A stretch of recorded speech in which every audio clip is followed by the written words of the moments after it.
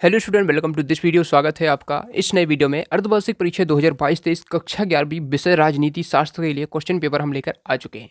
समय 3 घंटे रहने वाला है। आपका पेपर आपका 80 नंबर का रहेगा।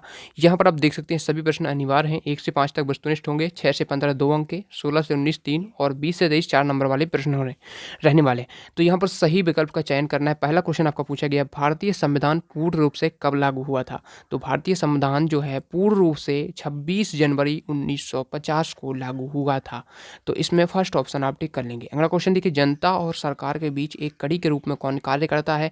तो इसका ऑप्शन हो जाएगा डी, यानी सरकारी अधिकारी। लोकसभा को भंग तो इसका आंसर हो जाएगा, ठीक है ये। उसके बाद देखिए, लोकसभा को भंग करने का अधिकार किसके पास है? तो लोकसभा को भंग करने का जो अधिकार है वो राष्ट्रपति के पास होता है। तो इसमें थर्ड वाला हो जाएगा। समानता की अवधारणा में शामिल है, तो इसमें आंसर हो जाएगा आपका संरचनात्मक भेदभाव, ठीक है। और उसके बाद देखिए अगला क्वेश्चन है, पांचवा क्वेश्चन पूछ रहा है, भारत के नागरिकों को कौन सी नागरिकता प्राप्त है? तो बहु नागरिकता, दोहरी, इकहरी, तीनों, ठीक है। तो इसमें आंसर है इकहरी है, बहु नागरिकता इसमें आंसर हो जाएगा, ठीक है। उसके बाद देखिए अगला क्वेश्चन है, किस आधार पर भारत एक धर्मनिरपेक्ष राज्य है? भारत में धर्म के आधार पर भेदभाव नहीं होता है। उसके बाद दूसरा क्वेश्चन इसमें है, ठीक है। उसके बाद दूसरा प्रश्न इसमें पूछा गया है हमसे। दूसरा प्रश्न कह रहा है कि भारत में केवल पारसी रहते हैं, भारत में संविधान है, भारत विशाल देश है। तो इसका राइट आंसर हो जाएगा फर्स्ट वाला, ठीक है। भारत में धर्म के आधार पर भेदभाव नहीं होता है, ठीक है। इसके बाद ये वाला आंसर हो जाएगा। अब देखते हैं, आपके रिक्त स्थान की पूर्ति करना है। तो मतदान की न्यूनतम आयु खालिस्तान वर्ष है। तो मतदान की जो न्यूनतम आयु है वो अपनी हो जाएगी यहाँ पर 18 वर्ष, ठीक है। उसके बाद निर्वाचन में मतलब निर्वाचन क्षेत्र को काम करने के लिए खालिस्तान आयोग होता है। तो यहाँ पर होता है अपना कौन सा आयोग होता है? आंसर बताइए। इसका आंसर राइट आंसर हो जाएगा आपका रिक्त स्थान का। निर्वाचन क्षेत्र को काम करने के लिए कौन सा आयोग होता है? तो इसका चुनाव आयोग आंसर हो जाएगा। उसके बाद देखिए अगला क्वेश्चन है, अस्पृश्यता अनुच्छेद खालिस्तान में है, ठीक है। तो अस्पृश्यता का वर्णन किसमें है? अनुच्छेद 17 में है, ठीक है। तो अनुच्छेद 17 इसमें भर लेना है। प्रजातंत्र में सर्वोच्च सत्ता, ठीक है, तो इसमें जनता है, तो इसमें जनता भर लेना है। उसके बाद मानवाधिकारों की सार्वभौमिक घोषणा खालिस्तान ने की थी, तो यूएनओ ने की थी, ठीक है। इसमें यूएनओ भर लेना है, ठीक है। उसके बाद धर्म निरपेक्ष राज्य खालिस्तान समर्थन करता है सभी धार्मिक स्वतंत्रता, ठीक है, सभी धार्मिक स्वतंत्रता का समर्थन करता है। उसके बाद संविधान सभा की प्रथम बैठक कब हुई थी? तो 9 दिसंबर 1946 को हुई थी। तो 9 दिसंबर 1946 आपको नोट कर लेना है। सत्र में देख लेते हैं, संविधान सभा के स्थायी अध्यक्ष सच्चिदानंद सिन्हा थे। तो इसका जो है आंसर हो जाएगा असत्य, ठीक है। तो इसमें असत्य हो जाएगा। दूसरा है, कार्यपालिका नीति निर्माण में भाग लेती है, तो ये सत्य हो जाएगा, ठीक है। उसके बाद देखिए, उपराष्ट्रपति को हटाने का प्रस्ताव केवल राज्यसभा में ही लाया जा सकता है, तो ये सत्य है, ठीक है। भारतीय संविधानों में अवसरों की समानता है, तो ये भी सत्य है संविधान में। यदि कोई व्यक्ति देशद्रोह का अपराधी है तो उसकी नागरिकता समाप्त कर दी जाती है, तो बिल्कुल सही आंसर है, इसका सत्य हो जाएगा। भारत एक राष्ट्र है, तो हाँ ये भी सत्य है, ठीक है। उसके बाद देखिए, सही जोड़ी बनाना है। 6 नंबर की है सही जोड़ी। सही जोड़ी में पहला है विधि का शासन, तो इससे आपको मैच कर लेना। विधि का शासन हो जाएगा आपका डी, यानी ब्रिटेन, ठीक है। उसके बाद देखिए, एकात्मक शासन, तो ये हो जाएगा फ्रांस, ठीक। स्वराज का अर्थ होता है स्व का शासन, मतलब खुद का शासन। राज्यसभा का पदेन सभापति, क्वेश्चन नंबर 4 है, राज्यसभा का पदेन सभापति, इसका हो जाएगा उपराष्ट्रपति, ठीक है। सामर्थ्य की समानता, तो इसमें हो जाएगा आपका अमर्त्य सेन, ठीक है। प्राथमिक शिक्षा का अधिकार अनिवार्य शिक्षा से मैच कर लेंगे। इस प्रकार से हमारी सही जोड़ी होती है। यहाँ पर देखिए, एक शब्द वाक्य में उत्तर देख लेते हैं। ये है, संविधान क्या है? तो इसका आंसर चलिए मैं दिखा देता हूँ आपको, संविधान क्या है। तो इस क्वेश्चन का जो राइट आंसर हो जाएगा, संविधान क्या है, ठीक है, ये मिल जाएगा हमें। देखिए रहा, इसका आंसर देख लीजिए, संविधान क्या है। तो देखिए, संविधान किसी देश को व्यवस्थित चलाने के लिए नियमों और कानूनों का एक दस्तावेज ही संविधान है, ठीक है। तो किसी देश को व्यवस्थित चलाने के लिए नियमों और कानूनों का जो दस्तावेज होता है वही संविधान होता है। तो इसका आंसर यहाँ से कर लेंगे, ठीक है ना। अगला प्रश्न देखते हैं, संविधान क्या होगा, हो गया। अगला प्रश्न इसमें पूछ रहा है आपसे, अनुपातिक प्रतिनिधित्व प्रणाली किस चुनाव में अपनाई जाती है? तो इसका राइट आंसर हो जाएगा भारत के राष्ट्रपति के चुनाव में। ठीक है, तो अनुपातिक प्रतिनिधित्व प्रणाली किस चुनाव में अपनाई जाती है? तो भारत के राष्ट्रपति के चुनाव में। नाम मात्र की कार्यपालिका क्या है? तो नाम मात्र की कार्यपालिका हो जाएगी राष्ट्रपति। ठीक है, राष्ट्रपति है। भारत के केंद्रीय व्यवस्थापिका को क्या कहते हैं? तो संसद कहते हैं। ठीक है, उसे क्या कहते हैं? संसद कहते हैं। मार्क्सवादी समानता के जनक कौन है? तो कार्ल मार्क्स। ठीक है, कार्ल मार्क्स। Karl Marx. मानवाधिकारों की सार्वभौमिक घोषणा को कब लागू किया गया? तो इसका है 10 दिसंबर 1948। ठीक है, तो इसका आंसर लिख लेंगे 10 दिसंबर 1948।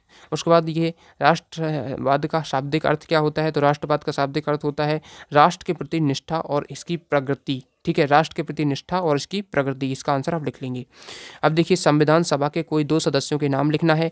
नीति निर्देशक तत्व क्या है इनके? चलिए आंसर हम देखते हैं। सभी प्रश्नों को मैं आंसर आपको बताने वाला हूं, तो चलिए अब देखते हैं सभी प्रश्नों के एक-एक करके आंसर। तो प्रश्न हमारा कौन सा है? संविधान सभा के कोई 2 सदस्यों के नाम लिखना है। नीति निर्देशक तत्व क्या है? तो चलिए इसका आंसर देख लेते हैं। देखिए यहाँ पर संविधान सभा के कोई 2 सदस्यों के नाम लिख लेंगे, जवाहरलाल नेहरू और BN राव यानी भीमराव अंबेडकर। ठीक है,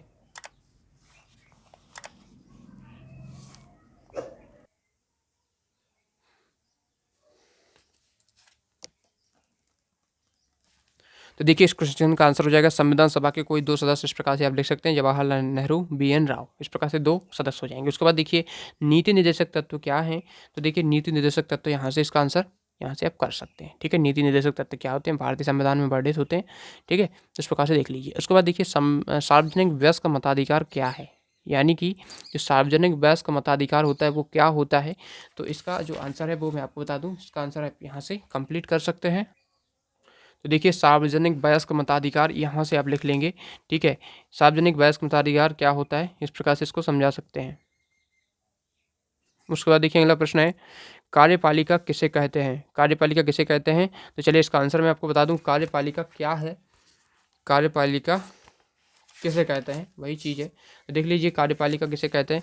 देखिए इसका आंसर यहाँ से आप कर लेंगे, कार्यपालिका क्या होती है। तो इसका आपको पूरा यहाँ से कर देना है। ठीक है, इतना हो जाएगा कार्यपालिका। उसके बाद देखिए अगला प्रश्न इसमें पूछा अथवा वाला है, कार्यपालिका में कौन कौन से सदस्य होते हैं, नाम लिखिए। तो कार्यपालिका में कौन कौन से सदस्य होते हैं? इसमें देखिए कार्यपालिका में राष्ट्रपति, उपराष्ट्रपति, मंत्रिपरिषद शामिल होते हैं। ठीक है, तो इस प्रकार से इसके आंसर आप कर सकते हैं। उसके बाद देखिए अगला क्वेश्चन है, संसद के लोकसभा का कार्यकाल कितना होता है? ठीक है, तो इसमें है 9वां क्वेश्चन है। तो इसका आंसर चलिए देख लेते हैं। वैसे 5 वर्ष होता है। ठीक है, तो इसका आंसर देख लीजिए, लोकसभा का कार्यकाल ठीक है 5 वर्ष तक का होता है। तो इस प्रकार से इतना आप कर सकते हैं। यदि भंग ना किया जाए तो इसकी बैठक प्रथम बैठक के लिए नियुक्ति तिथि से 5 वर्ष तक होता है। ठीक है, उसके बाद देखिए इसमें अथवा पूछा है, संसद के 2 प्रमुख कार्य लिखने। तो संसद के कार्य हैं विधान बनाना, मंत्रणा देना, ठीक है, आलोचना करना और लोगों की शिकायतों को व्यक्त करना, कार्यपालिका का शासन करना। यद्यपि वह संसद की ओर से ही शासन करती है। ठीक है, अब देखिए इसमें क्वेश्चन है स्वतंत्रता का महत्व समझाइए। 10वां क्वेश्चन है स्वतंत्रता का महत्व समझाना। नेल्सन मंडेला ने किस वर्ग के लोगों के लिए संघर्ष किया? ठीक है, तो क्वेश्चन नंबर 10 है, इसका आंसर चलिए हम देख लेते हैं। क्वेश्चन नंबर 10 का हो जाएगा हमारा, रहा यह आंसर, स्वतंत्रता का क्या महत्व है, ये है महत्व। ठीक है, और नेल्सन मंडेला ने किस वर्ग के लोगों को लिए? तो इसमें ब्रिटिश, फ्रांसीसी तथा पुर्तगाली उपनिवेशवाद के खिलाफ एशिया अफ्रीका के लोगों के लिए संघर्ष किया। समानता क्या है? राजनीतिक सिद्धांत क्या है? ठीक है, तो समानता क्या है, इसका आंसर चलिए देख लेते हैं। प्रश्न क्रमांक हमारा कौन सा है? 11वां। ठीक है, तो इसका आंसर रहा ये, समानता क्या है। तो इसको इस प्रकार से समझा सकते हैं, समानता क्या है। और अथवा में पूछा राजनीतिक सिद्धांत क्या है, तो राजनीतिक सिद्धांत ये रहा आपका आंसर, राजनीतिक सिद्धांत क्या है। ठीक है, तो यहाँ से आपका राजनीतिक सिद्धांत हो जाएगा। ठीक है, यहाँ से इतना आप कर लेंगे, राजनीतिक सिद्धांत। उसके बाद देखिए अगला क्वेश्चन पूछा है, विधि के समक्ष समानता क्या है। ठीक है, तो क्वेश्चन नंबर 12 का आंसर चलिए हम देख लेते हैं। प्रश्न नंबर 12 का, तो इसका आ जाएगा आपका यहाँ पर देखिए, विधि के समक्ष समानता क्या है, ये रहा इसका आंसर। ठीक है, उसके बाद देखिए अवसरों की समानता क्या है समझाइए। तो अवसरों की समानता इस प्रकार से इसका आंसर कर सकते हैं। अवसरों की समानता यहाँ तक हो जाएगा, फिर थोड़ा और लिखना है तो यहाँ से आप इतना कर सकते हैं। ठीक है ना। उसके बाद देखिए सामाजिक न्याय क्या है, ठीक है, और आर्थिक न्याय क्या है, दोनों ही प्रश्न है। तो चलिए इसका आंसर भी देख लेते हैं। प्रश्न क्रमांक 13 है, तो इसका आंसर चलिए ये रहा, सामाजिक न्याय क्या है, आर्थिक न्याय क्या है। तो सामाजिक न्याय तो ये रहा, ठीक है, और आर्थिक न्याय आपका ये रहा। ठीक है, तो ये दोनों ही कर लीजिए आप। छोटे छोटे प्रश्न 2-2 नंबर में आते हैं। तो इस प्रकार से देखिए हमने यहाँ पर आपके यहाँ तक कोई क्वेश्चन देख लीजिए। आगे की देखिए जो क्वेश्चन है वो मैं आपको नेक्स्ट पार्ट में प्रोवाइड कराने वाला